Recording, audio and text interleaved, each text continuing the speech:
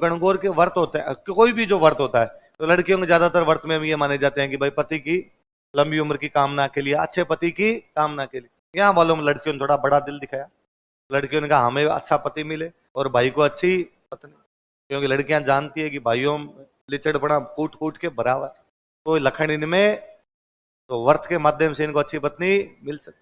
तो राई से बोझाई दे कान कंवर सो बीरो दे, तो किसके लिए कामना करती है? अच्छे पति और अच्छी भाभी।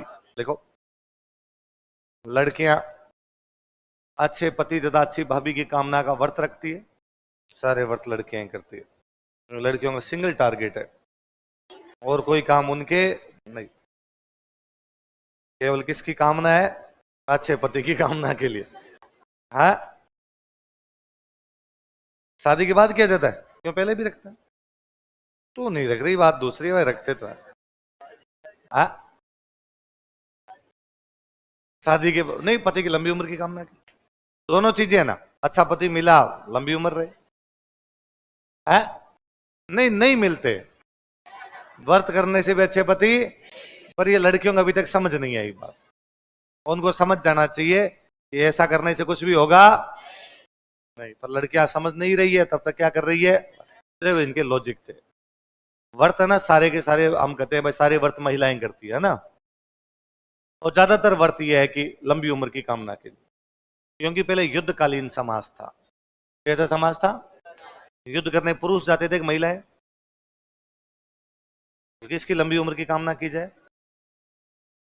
स्वभावतः बात है। तो बहन का व्रत कि भाई की लंबी उम्र की कामना, मम्मी का व्रत कि पुत्र की लंबी उम्र की कामना, पत्नी का व्रत पति की लंबी उम्र की कामना, क्योंकि उनके मरने के चांसेस ज्यादा थे, युद्ध के अंदर मर जाएंगे, युद्ध में मर जाएंगे तो फिर हर कोई हाथ जोड़ेगा।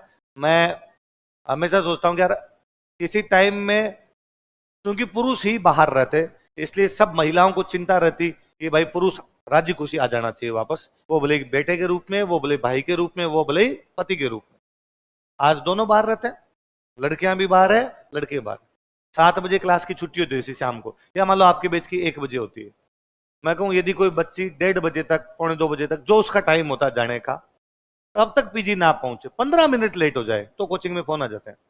यदि उसका फोन बंद है और यदि ऐसा हो गया तो फोन आते हैं, कितने बजे बैच छूटा था, अभी तक पीजी नहीं पहुंची, आपने एक्स्ट्रा रोका था क्या, क्या कोई दिक्कत हो गई थी क्या, बस नहीं गई थी क्या, ऑटो नहीं आया था क्या, आपकी गार्ड बाहर क्या कर रहे थे, 10 फोन आते हैं घर वालों को। मैं कहता हूँ लड़का रात के 12 बजे तक नहीं जाना तो घर वालों के फोन नहीं आते।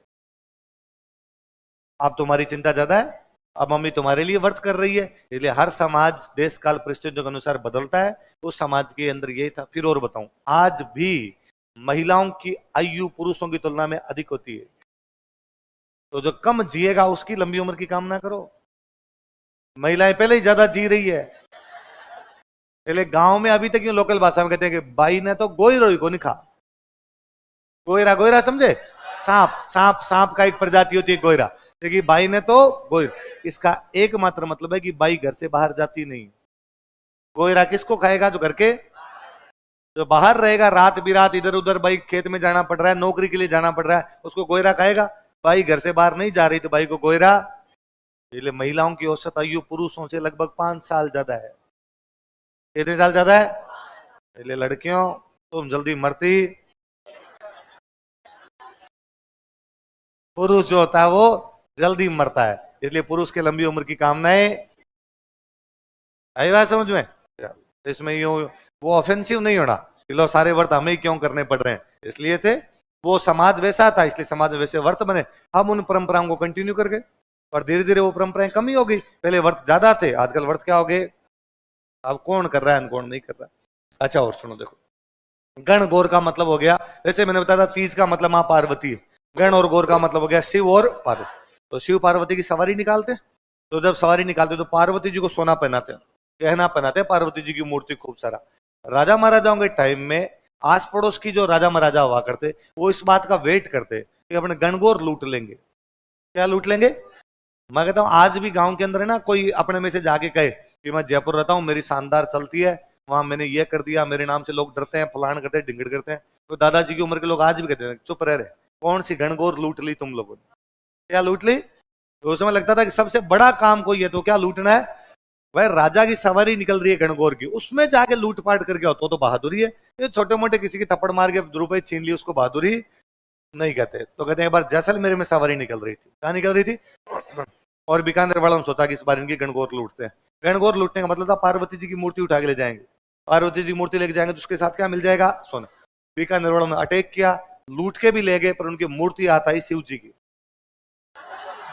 किसकी आता है? शिव जी ने कहा मुझे ले चलो तुम, उल्टा मेरा खर्चा है। तो बाद में जैसलमेर में अब तृतीया को सवारी निकलनी हो गई बंद, क्योंकि तृतीया को तो वो लूट ही हो गई थी, इसलिए जैसलमेर में सवारी निकली चतुर्थी को। कब निकली? शिव जी को तो ले गए, पीछे कौन बचे? गण को ले गए, पीछे कौन बची? गौर। तो यहाँ खाली गौर की सवारी निकलती है। गौर को अपने कह देते हैं गवर। क्या कह देते हैं? तो जैसलमेर में कब सवारी निकलती है और केवल किसकी? इसी में लिख लो।